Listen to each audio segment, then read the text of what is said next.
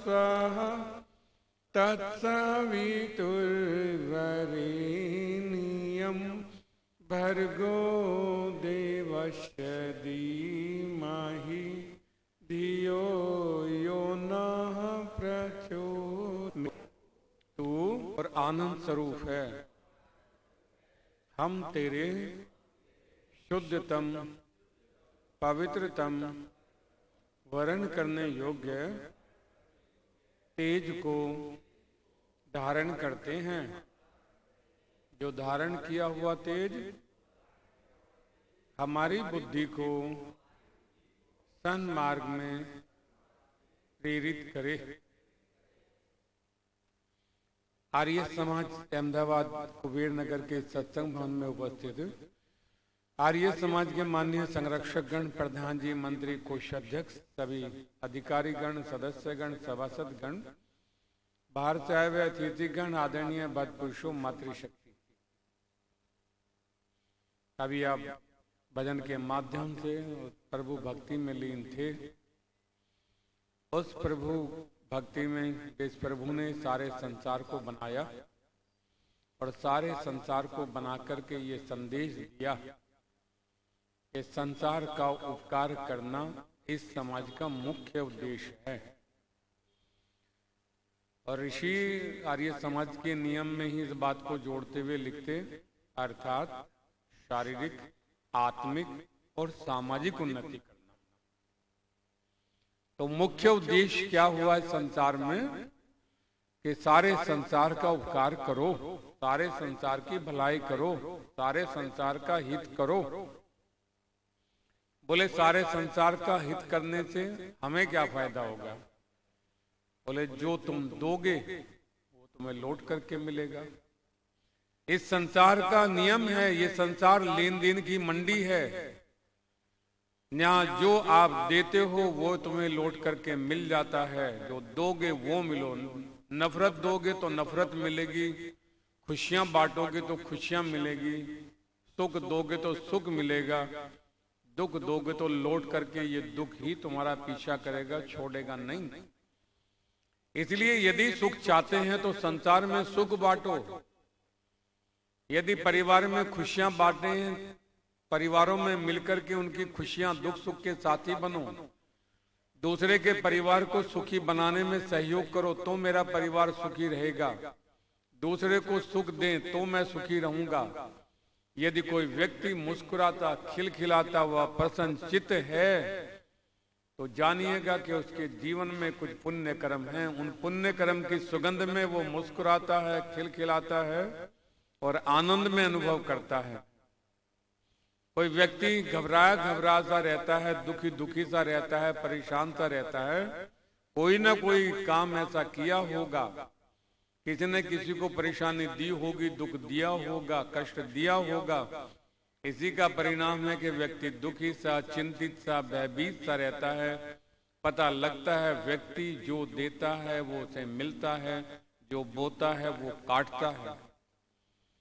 कई बार हम सबके जीवन के अंदर इस तरह की घटना हो जाती हैं, ना चाहते हुए भी कुछ घट जाता है, सोचा भी नहीं था, अचानक हो गया। पता लगता कि यदि हम संसार में आए हैं तो ऐसा नहीं हो सकता कि आपके जीवन में दुख ना आवे। यदि जन्म लिया है तो दुख सुख आएंगे, स्वाभाविक है। कुछ आप ना चाहते हुए भी आपने कोई ऐसा कार्य नहीं किया तो भी आ जाते हैं। कई बार व्यक्ति कहता है हमारी तो कोई भूल नहीं है, हमारी तो कोई गलती नहीं है, फिर हमारे साथ में ऐसा क्यों हुआ? आपके साथ में अन्याय हुआ है। अन्याय करने वाले को परमात्मा दंड देगा, जो आपकी हानि हुई है उसकी भरपाई परमात्मा करेगा, विश्वास रखिएगा। कई बार व्यक्ति कहता है साहब उस व्यक्ति ने मेरा धन का हरण कर लिया और मेरा पैसा है, मेरा धन है, नहीं दे रहा है, देना पड़ेगा। जो हानि आपको हो रही है विश्वास रखिए परमात्मा की न्याय व्यवस्था पर कि परमात्मा आपकी हानि को पूरी करेगा। मैं इंटरेस्ट के, मैं ब्याज के आपकी हानि को पूरी करेगा और आपको एहसास करा देगा और आपके मुख से कहलवा देगा हाँ सोचा नहीं था कि इतना लाभ होगा, हो गया। कहीं ना कहीं आपके साथ में कोई अन्याय हुआ होगा, उसकी पूर्ति परमात्मा करा देता है, इसलिए उस पर विश्वास रखो। पूजा की सबसे पहली प्रथम सीढ़ी ही विश्वास है।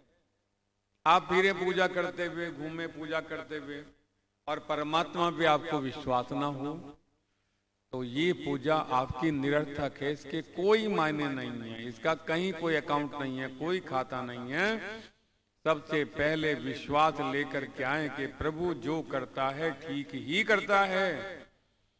गड़बड़ तो हमसे होती है, जाने में अनजाने में भूल चूक तो हमसे होती है। परमात्मा तो न्यायकारी है, दयालु है, उसकी कृपा तो बरसती है, वो किसी के साथ में भी रत्ती भर गलत कर ही नहीं सकता। बस क्या तो 0-0 नाप तोल है। व्यक्ति की खुद की ही करनी के कारण कई बार व्यक्ति डगमगा जाता है, परिवार बिखर जाता है, हानि हो जाती है। अन्यथा यदि व्यक्ति धन के साथ में धर्म को लेकर के चले तो कभी भी उसका व्यापार, उसका परिवार हानि को नहीं जाएगा। धीरे धीरे ही सही, चाहे वो कछुए की चाल हो, धीरे धीरे धीरे धीरे उन्नति की ओर ही चलेगा। कब चलेगा? जब वो धन के साथ में धर्म को रखेगा। और यदि आप धन पर ही उड़ान भरते रहें, आप पक्षियों को देखिएगा, पक्षी के 2 पंख होते हैं, एक धन का और एक धर्म का, एक अर्थ का, एक धर्म का। एक पक्षी कोई हो तो एक पंख से कभी उड़ान नहीं बढ़ सकता है, 2 पंख होते हैं। ऐसे ही व्यक्ति भी अपने जीवन में, घर में, परिवार में तरक्की कर सकता है। तब उसकी तरक्की आगे बढ़ती है जब वो धर्म को भी साथ लेकर के चले। गड़बड़ कहाँ जाती है? परिवार का मुखिया कमाता है, फिर संतान होती है, वो भी कमाती हैं। जब तीसरी पीढ़ी को कमाया सब कुछ मिल जाता है, उसने पुरुषार्थ तो किया नहीं, उसने मेहनत तो किया नहीं, उसे तो लगा बस ऐसे ही आ गया, कहीं से ये टपक गया होगा ऊपर से। वो उसकी वैल्यू समझता नहीं है, अनाप शनाप खर्च करता है, गलत सोसाइटी में बैठता है। तब वो धन तीसरी पीढ़ी में आकर के समाप्ति की ओर चल जाता है। लेकिन जिन परिवारों के अंदर धर्म को साथ लेकर के चलते हैं, वो पीढ़ियां दर पीढ़ियां आगे उन्नति करती चली जाती हैं, तरक्की करती चली जाती हैं। हमारे सामने बिरला परिवार का उदाहरण है, अंबानी परिवार का उदाहरण है कि धन के साथ में धर्म को लेकर के चलते हैं। अंबानी परिवार के द्वारा कोरोना काल के अंदर बद्रीनाथ धाम की जो ट्रस्ट है उसमें 5-6 करोड़ रुपया दिया, इसलिए कि कोरोना काल में वहां के जो पंडित हैं, पहाड़ी लोग हैं, उन्हें अभाव रहा होगा, उन्हें आवश्यकता नहीं थी देने की, ना देते, लेकिन धर्म को साथ लेकर के चलते हैं, जिसके बारे में ऋषि लोग लिखते हैं, अपनी मेहनत पुरुषार्थ की कमाई से कुछ हिस्सा निकाल करके उन लोगों के लिए सहयोग करो जिनके पास में ये साधन नहीं है। बहुत दिनों से हम आते हैं अहमदाबाद में, एक माता है जिसका नाम भगवती भाटिया है, सहजपुर बोघा में आती हैं। और सहजपुर बोघा में जब आती हैं मुझसे कहती, आचार्य जी मैं तो आर्य समाज ने संभाल लिया, मुझे परिवार वालों ने तो मुझे पागल घोषित कर दिया था। तो कहते हैं तो पागल हो गई है। हम बोले पागल तुम्हें क्यों बोले? बोले मैंने आर्य समाज में एक बढ़िया धनराशि दी, बोले पागल हो गए, इसका दिमाग खराब हो गया। लेकिन जब वो मुझे पागल कहते थे तब मैं बड़ा डिस्टर्ब थी, लेकिन विद्वानों को सुन करके, प्रवचन सुन करके मुझे लगा जो दवाई यहाँ दी जा रही है उसे खा करके देखूं। उस दवाई को खा करके जीवन व्यवहार में लेकर के आई। आज पहले के मुकाबले मेरी सेहत में इजाफा है, मैं स्वस्थ निरोग हूँ, भजन भी गाती हूँ। और वो आती है, विद्वानों से पूछती है कोई जरूरत हो तो बताओ, बिना जरूरत के भी थैला भर भर करके लेकर के आती है। अखरोट लेकर के आएगी, नमकीन लेकर के आएगी, बादाम की लेकर के आएगी। आज भी जब हम बैठे थे आकर के कहती है आचार्य जी बताओ क्या चाहिए? मैं माँ सब कुछ है। बोले ना बताओ। मैं लेकर के आऊंगे, हमारा कर्तव्य बनता है। मैं अपने पैसों को पुण्य कर्म में लगा रही हूं। जो मुझे मिला है, मैं टीचर थी, आज मेरी पेंशन है। ये पेंशन परमात्मा इसीलिए दे रहा है कि इस पेंशन से मैं अपना अगला जन्म तो कम से कम सिद्ध कर लूं, सार्थक कर लूं। माना कि मेरे जीवन की सारी पूंजी परिवार के लिए, भाई बंधुओं के लिए, बहनों के लिए सब लग गई तनख्वाह, लेकिन भगवान पेंशन क्यों दे रहा है? पेंशन इसलिए दे रहा है कि इस पेंशन से तुम चाहो अपने हाथों से सहयोग कर करके, अपने हाथों से दान पुण्य कर करके अपना अगला जन्म भी ऐसा ही बना सकती हो। जन्म होगा तो जो तुम दोगे वो मिलेगा तुम्हें लौट करके। कोठी चाहो कोठी, बंगले चाहो तो बंगले। उस माता को देख करके मन हर्षित होता, आंखों में आंसू आ जाते। ओ माता, तूने ये दवाई खाई है, और भी बहुत लोग हैं कितनी वो दवाई खाते हैं। कहने का अभिप्राय हो, आदरणीय बदपुरुषों, मातृशक्ति, जेब में दवाई लेकर के घूमते रहो, खाओ नहीं, कोई लाभ होने वाला नहीं, कुछ लाभ नहीं होने वाला है। जीवन ऐसे ही बीत जाएगा। इसलिए खाओ, जीवन में व्यवहार में लेकर के आओ, ज्यादा नहीं तो कम लेकर के आओ। देखो तो सही उसका तजर्बा, अनुभव तो करके देखो। इसलिए ऋषि कहते कि संसार का उपकार करो। बोले उपकार कैसे करें? सारे संसार का, परिवार के पालन पोषण में ही लगे रहते हैं हम लोग, तो उन्हीं की पूर्ति नहीं होती, हो जाती है। इस संसार के अंदर ईमानदारी से, मेहनत से, पुरुषार्थ कर करके पेट भर जाते हैं।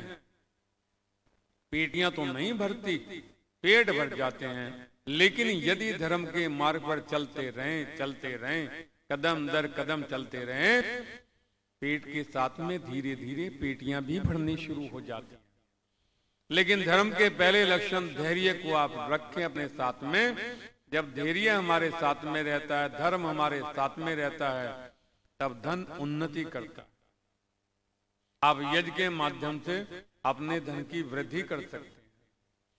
मेरी स्मृति में है, कई लोग ऐसे हैं जिनका जीवन बड़ा अभाव में था, पिता चले गए, कर्जा हो गया, और कर्जा होकर के आर्य समाज के विद्वानों के संपर्क में आए। तब उन्होंने कहा, जितनी सामर्थ्य है तुम्हारी, तुम यज्ञ करना शुरू करो। व्यक्ति बोला, महाराज हमारे पास तो कुछ है ही नहीं है। यही सवाल याज्ञवल्क्य ऋषि से किया, महाराज यज्ञ कैसे करना चाहिए? तब याज्ञवल्क्य ऋषि कहते हैं कि यज्ञ यदि करना है तो यज्ञ करो दूध से। दूध से बने हुए पदार्थों में भात होवे, खीर होवे, दूध होवे, पनीरा होवे, खोया होवे, जो भी हो, जो दूध से बने हुए पदार्थ हैं उनकी आहुति दो। दूध से यज्ञ करो। दूध से निकलने वाला घी है, मक्खन है, 2 आहुतियां करो उससे यज्ञ। दूध से यज्ञ करने का निर्देश देते याज्ञवल्क्य ऋषि। पूछा, महाराज अभाव है, दूध नहीं है, तब कैसे करें? तब याज्ञवल्क्य ऋषि लिखते, यदि दूध का अभाव है, दूध नहीं है और यज्ञ तुम्हें करना ही है, तो फिर दूध वाले अनाज से यज्ञ करो। जिस अनाज के अंदर दूध होता है, मक्का के अंदर, गेहूं के अंदर, जिनमें दूध उत्पन्न होता है, दूध पड़ जाता है, उस अनाज की आहुति यज्ञ में दो। आहुति दोगे दूध वाले अनाज की तो तुम्हारा यज्ञ सार्थक हो जाएगा। इसलिए दूध वाले अनाज से यज्ञ करो। व्यक्ति आगे बढ़ते हुए फिर चिंतन देता है और कहता है, महाराज दूध वाला अनाज भी नहीं है, अनाज भी नहीं है दूध वाला, दूध भी नहीं है, फिर यज्ञ कैसे करें? तब याज्ञवल्क्य ऋषि कहते हैं, तब दूध वाली समिधाओं से यज्ञ करो। जिन वृक्षों के समिधाओं में, जिन वृक्षों में दूध होता है, पीपल है, गुल्लर है, आम है, जो इस तरह के वृक्ष हैं, दूध वाली जो समिधाएं हैं, उन्हें लो सूखी, और उन समिधाओं को अग्नि में समर्पित कर करके स्वाहा के साथ में उन समिधाओं से यज्ञ करो। लेकिन यज्ञ करना ही चाहिए। व्यक्ति कुछ कदम और आगे बढ़ करके कहता है, महाराज बियाबान जंगल है, रेतीला, वृक्ष भी नहीं है, ना दूध है, ना दूध वाले अनाज हैं, ना दूध वाले वृक्ष हैं, फिर क्या करें? अब याज्ञवल्क्य जी लिखते जो दूध वाली औषधियां हैं उनसे कर लो। व्यक्ति बोला जब वृक्ष है ही नहीं है कहां से लेकर के आए औषधि? तब याज्ञवल्क्य जी कहते हैं फिर जल से यज्ञ करो, जल से यज्ञ करना चाहिए। बोले जल से कैसे यज्ञ करें? तब ऋषि चिंतन देते जल में से जल लेकर के उसमें जल की आहुति दो। हमने देखा हरिद्वार के अंदर बहुत लोग जाते हैं और जाकर के गंगा में ही ऐसे पानी लेते हैं और ऐसे छोड़ते हैं, लोटा भरते हैं और ऐसे छोड़ते हैं। याज्ञवल्क्य ऋषि कहते हैं यदि कुछ भी साधन नहीं है तो फिर जहां जल हो जल में से जल लेकर के जल में आहुति दो तो तुम्हारा यज्ञ होगा। व्यक्ति और आगे बढ़ा, महाराज सूखा, बियाबान, रेगिस्तान, जल की भी एक बूंद नहीं है, तब यज्ञ कैसे करें? आप कहते हैं यज्ञ करना चाहिए, तब यज्ञ कैसे करें? ना वृक्ष है, ना अनाज है, ना औषधियां हैं, ना दूध है, ना जल है, और व्यक्ति का दायित्व है, कर्तव्य है कि उसे यज्ञ करना चाहिए, तब क्या करें? तब याज्ञवल्क्य ऋषि लिखते तब मानसिक यज्ञ करना चाहिए। मन से सबका हित, सबकी भलाई सोचनी चाहिए। मन से किसी के भी प्रति दुर्विचार हमारे मन में नहीं आने चाहिए। सर्वे भवन्तु सुखिनः सर्वे सन्तु निरामया की भावना से सबका कल्याण मन से चाहना चाहिए। मन से किसी के भी प्रति कोई बैर, कोई भाव, कोई ईर्ष्या, कोई द्वेष न रखते हुए सबका हित, सबकी भलाई सोचनी चाहिए। ये मानसिक यज्ञ है। कबीर जी कहा महाराज ऐसा किया करें, फिर घी भी है, समिधाएं भी हैं, अनाज भी है, जल भी है, औषधियां भी हैं तो सारी चीजें मानसिक यज्ञ कर लिया करें। फिर हम मन से सोचे खर्चा कुछ होगा भी नहीं, सारा माल बचा रह जाएगा, खर्चा कुछ करना नहीं पड़ेगा, इसलिए मानसिक यज्ञ कर लिया करें। याज्ञवल्क्य ऋषि कहते हैं ना। बोले क्यों? आप भी तो कह रहे हो कि मानसिक यज्ञ कर लो, मन से किसी का बुरा मत सोचो। तब याज्ञवल्क्य ऋषि कहते हैं सब कुछ साधन होने के बाद में यदि व्यक्ति केवल मानसिक यज्ञ करता है तो वो पाप करता है। भगवान ने तुम्हें सब कुछ दिया है, औषधियां दी हैं, वृक्ष दिए हैं, अनाज दिए हैं, फल दिए हैं, दूध दिए हैं, और तुम फिर भी मन से ही मानसिक यज्ञ करने बैठ जाओ, कुछ जेब से खर्ची ना करो। तब याज्ञवल्क्य ऋषि कहते वो पाप होता है। इसलिए यदि भगवान ने तुम्हें दिया है तो यज्ञ करो। सामग्री में औषधि लेकर के आओ, घर से घी लेकर के आओ। ये नहीं कि आर्य समाज का घी, आर्य समाज की सामग्री है और तुम सुहा कर करके 2 आहुति फूंक दो आर्य समाज का ही धन, और फिर जाकर के 50 जगह चर्चा करो मैं दैनिक यज्ञ करता हूँ, रोज आहुति देता हूँ। घर से क्या लेकर के आए हो ये बताओ। परमात्मा को धोखा नहीं दिया जा सकता। परमात्मा तो सबके अंतःकरण में निवास करता है, उसे सब मालूम है। घर से लेकर के नहीं आया। आर्य समाज का घी, आर्य समाज की समिधाएं हैं, सब कुछ आर्य समाज का है। ये अभिमान में घूम रहा है कि मैं दैनिक यज्ञ करता हूं। नहीं, अपनी जेब से खर्च करो। मेहनत पुरुषार्थ की मैंने बहुत लोगों को देखा है जो कहते हैं आचार्य जी हम खर्च करते करते थक जाते हैं, धन घटता नहीं। ऐसे लोगों को हमने देखा जो कहते हैं कि हम कमाते कमाते थक गए, जोड़ ही नहीं पाए, रोटी खाते हैं, गुजारा ही हो पाता है। इससे सिद्ध है कि देने वाला परमात्मा है। वो कहां दे देवे, कितना दे देवे, उस परमात्मा पे विश्वास करो। इसलिए जैसे परमात्मा इस संसार में यज्ञ कर रहा है, सूर्य के द्वारा वो दे रहा है, जल के द्वारा, अग्नि के द्वारा, पृथ्वी पर लगे हुए पेड़ आपको प्रेरणा देते हैं। हर वर्ष उन पे आम आते हैं, आप तोड़ते हैं, पेड़ सब मुरझा जाते हैं, सब फल उसके ले लिए जाते हैं, लेकिन उसके बाद में फिर वो ऊर्जा से भर करके फिर तैयार हो जाता है, फिर बोर आता है, फिर आम लग जाते हैं, फिर वही मीठे वाले फल आपको देते हैं। पेड़ भी सोच लें कि हम बार बार दे रहे हैं फल, ये छोड़ते ही नहीं है तो बंद करें, बहुत दिन हो गए ना। कब तक? जब तक पेड़ बूढ़ा नहीं हो जाता, सूख करके बिल्कुल समाप्त नहीं हो जाता, तब तक वो आपको फल देता रहता है। और हम देते रहते हैं कि लेते रहते हैं? चिंतन करने की आवश्यकता है। परमात्मा भी यज्ञ कर रहा है, उसके बनाई हुई प्रत्येक वस्तु जो परमात्मा की बनाई हुई है वो यज्ञ कर रही हैं, वो दे ही रही हैं, दे ही रही हैं। किसे दे रही हैं? इस मनुष्य। सब प्रेरणा करते हैं, ओ पगले, परमात्मा ने जितने भी साधन दिए हैं सब तेरे लिए हैं, तू भी तो कुछ कर ले, तू भी तो कुछ प्रेरणा ले, तू लेने वाला ही बना रहे। आनंद स्वामी अपनी पुस्तक में लिखते हैं, कुछ लोगों का स्वभाव में तो देना होता ही नहीं है। बोले कैसे? बोले एक व्यक्ति कुएं के अंदर गिर गया, जाने अनजाने में गिर गया, और जब गिर गया तो चिल्ला रहा है कुएं के अंदर, बचाओ बचाओ।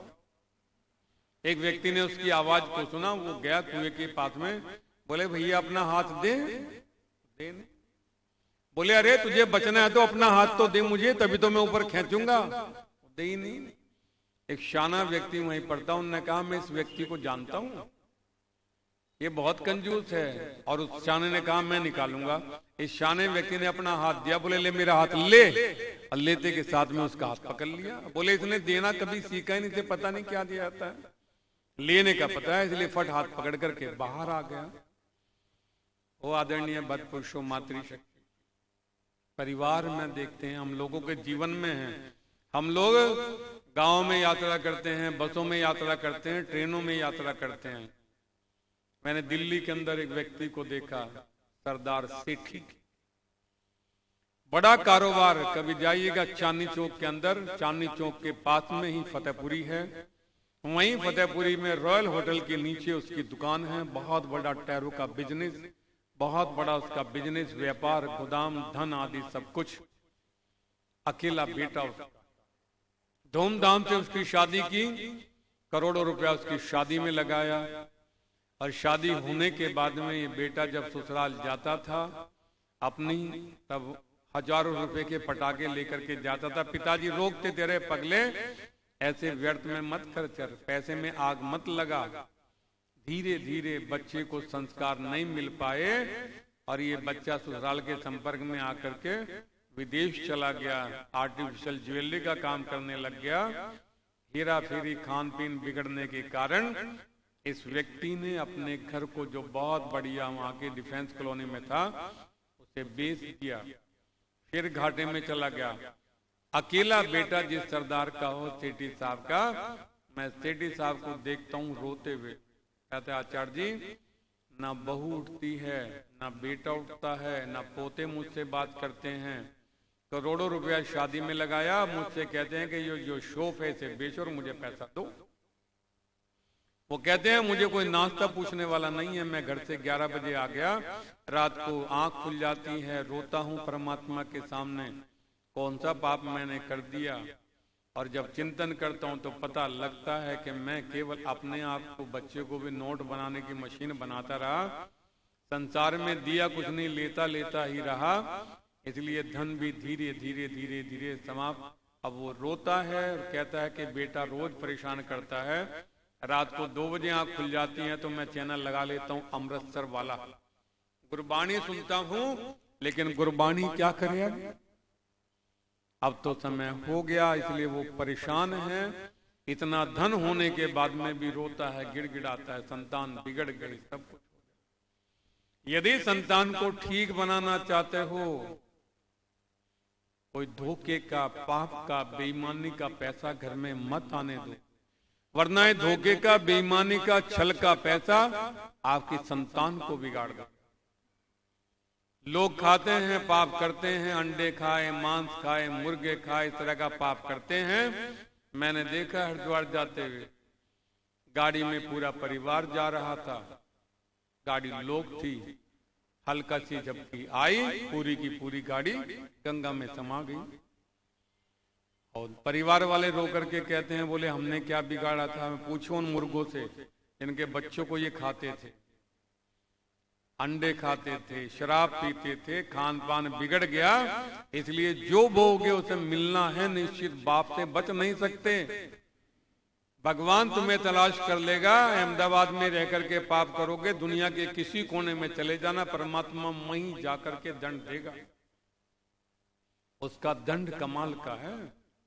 आप वकीलों से बच जाओ, रिश्वत दे करके बच जाओ, लेकिन उसके पास तो ऐसे ऐसे ब्रह्मास्त्र हैं कि तुम कितने भी नीचे बिल्डिंग में बैठे हुए हो, ये तो छोटे छोटे मिसाइल हैं जो छोड़ रहा है वहां पे वो इजराइल, परमात्मा की मिसाइल तो अद्भुत है। आप कहेंगे उसकी मिसाइल कौन सी है? मैंने देखा, बारिश पड़ रही है, परमात्मा की मिसाइल आकाश में घूम रही है, तड़तड़ाती हुई, कड़कड़ाती हुई घूम रही है, इधर से उधर, इधर से उधर, तलाश कर रही है कौन पापी है, कहां छुपा हुआ है। माँ बेटी डर करके अपने झोपड़ी में बैठे हुए हैं, बेटी माँ से चिपक करके बैठी हुई है, तभी तड़तड़ाती हुए परमात्मा की मिसाइल आती है, आकर उस बेटी के मुंह पे छापा मारती है। माँ का कुछ नहीं बिगड़ता, बेहोश हो जाती है, बेटी का जीवन समाप्त हो जाता। कहां तक बचोगे उससे? नहीं छोड़ेगा वो। इसलिए याद रखो, सावधान रहो, अपने घरों के अंदर सात्विक खान पान रखो। अंडा, मीस, मदिरा, शराब, ये नशीले पदार्थ, पाप का भोजन, मुर्गे आदि, इन सबको बंद कर दो जीवन में, नहीं तो पूरा परिवार, गाड़ी का लोक भी नहीं खुलेगा। आजकल तो गाड़ियां ही ऐसी आ गई हैं ऑटोमेटिक। पहली गाड़ियां होती थी, खिड़की खुल जाती थी, शीशा खुल जाता था। अब तो जैसा व्यक्ति कर्म कर रहे हैं, गाड़ियां भी लोक हैं, एक्सीडेंट हुआ तो लोक खुलता नहीं, ना खिड़की खुलती, खत्म सब। इसलिए परमात्मा संदेश देता, इस सारे संसार का उपकार करो, भलाई के काम करो। जब भलाई के काम करोगे तो आनंद होगा। हम अहमदाबाद में बैठे हुए हैं, हाथी प्रचार कार्य में लगे हुए हैं। हमारे यहाँ शामली आर्य समाज के अंदर प्रभात फेरी निकलती हैं। जब हम रहते थे तो प्रातःकाल ओम का ध्वज लेकर के जग को जगाने वाला आर्य समाज है, देश को बचाने वाला आर्य समाज है, जय जयकार करते निकलते हैं। आज हम यहाँ हैं, लेकिन प्रातःकाल 5:30 बजे, 5 बजे आंखों में आंसू आ जाते हैं जब वीडियो मेरे पास में भेजी गई। पुत्र वधू भजन गा रही है प्रभात फेरी के अंदर, भगवान आर्यों को ऐसी लगन लगा दे। पोते दोनों, एक 10 साल का है वो ध्वज ले रहा है, छोटा सार्थक है वो भी ध्वज ले रहा है। आज प्रातःकाल जब हमारे निवास के पास से वो सब प्रभात फेरी के लोग निकले तो बेटे ने वहीं से बिस्कुट आदि प्रातरस की व्यवस्था कर करके सुबह 5:30 बजे सबको प्रातरस बिस्कुट आदि दे करके सबका सम्मान किया। धर्म यदि साथ रहेगा, इसलिए अपने साथ धर्म को रखो। बच्चों को कहो ज्यादा हवा में मत उड़ो, हवा में उड़ोगे ये लक्ष्मी सदा टिकाऊ नहीं रहती है। तुम भूल जाते हो, बच्चों के बाद में धन आना शुरू हो जावे तब ये भूल जाते हैं, भगवान को भूल जाते हैं, धर्म को सोचते हैं ये तो ऐसे ही आता रहेगा। और जब भूल जाते हैं फिर परमात्मा भी भूलने लग जाता है। इसलिए जीवन में यदि कोई कष्ट भी आया है, कमजोरी आई है, फिर धर्म का साथ पकड़ो। ये मेरा प्रैक्टिकल है, जीवन का अनुभव है। यदि कहीं धर्म में जरा सी ढीलमने की तो आप गिरना शुरू हो जाते हैं और एहसास करा देता है परमात्मा। यदि ऐसा है तो धर्म को कस करके पकड़ो, साथ लेकर के चलो। जो हानि हुई है फिर उन्नति की ओर तुम बढ़ जाओगे, फिर अपने लक्ष्य तक पहुंच जाओगे। प्रैक्टिकल कर करके देखो, यदि धर्म तुम्हारे साथ है। इसलिए सुख का मूल क्या है? धर्म। आनंद यदि चाहते हो, सुख यदि चाहते हो तो धर्म को लेकर के साथ चलो। कोई पाप कर्म मत करो, अन्यथा परमात्मा की मिसाइल छोड़ेगी नहीं कहीं।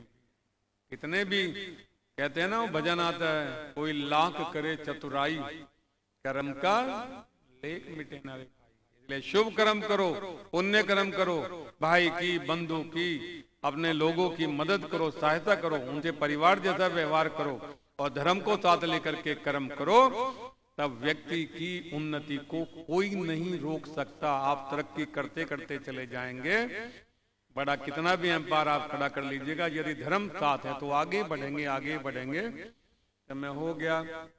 ईश्वर करे हम सब धर्म के अनुगामी बने और धर्म के अनुगामी बन करके धर्म को साथ लेकर के चलेंगे। निश्चित रूप से ईश्वर हमारी सहायता करेंगे, मदद करेंगे, सुखों की वर्षा करेंगे। इन्हीं शब्दों के साथ आप सभी महानुभाव का हृदय से आभार, अभिनंदन। वाणी को विराम। ओम शांति।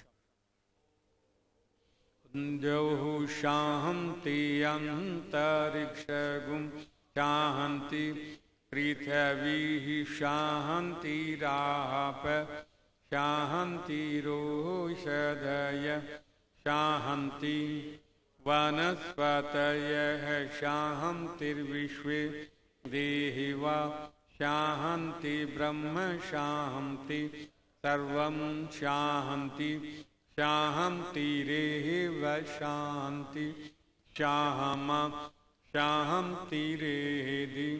ओम शांति शांति शांति। ओम। जो बोले सो अब है। महर्षि दयानंद की, स्वामी विरजानंद की, स्वामी श्रद्धानंद की, पंडित लेखराम की, मर्यादा पुरुषोत्तम श्री राम की, योगी राज श्री कृष्णचंद महाराज की, देश के शहीदों की, भारत माता की, गौ माता का, आर्य समाज, वेद की ज्योति, ओम का झंडा, बोले सत्य सनातन वैदिक धर्म की वैदिक ध्वनि।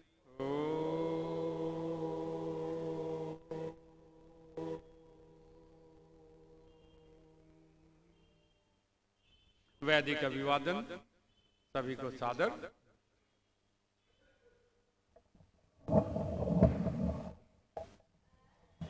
मेरे प्यारे भाई और बहनों, आचार्य जी ने जो आज प्रवचन किया है उसमें जो उन्होंने कहा कि अगर आपका नुकसान हो जाता है और कुछ लोग आपका पैसा खा जाते हैं तो उसकी भरपाई ईश्वर आपको कर देता है।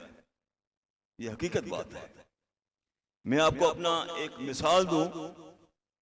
आज से 30 साल पहले की बात है। मेरी दुकान के बाजू में हम दोनों साथ में खाया करते थे, साथ में बहुत प्यार था। उसने एक दिन मुझे खाते खाते कहा, उसको पता था कि ये मुझे कहीं से भी मुझे हेल्प कर सकता है, तो उसने कहा कि मुझे 10 लाख रुपए की जरूरत है, मुझे कहीं से आप लेके दीजिए। मैंने उसको 10 लाख रुपए किसी के दोस्त के वहां से ब्याज पे उसको लेके दिया। 6 महीने बाद वो मर तो नहीं गया, लेकिन पैसे में वो कमजोर हो गया, क्योंकि उसके कुछ करतूत ऐसे थे, उसके कुछ लक्षण ऐसे थे जिसमें वो बर्बाद हो गया। ये उसके लक्षणों का मुझे पता नहीं था। मैंने तो दोस्ती के नाते उसको 10 लाख रुपए लेके दिए, लेकिन मेरी नींद हराम हो गई।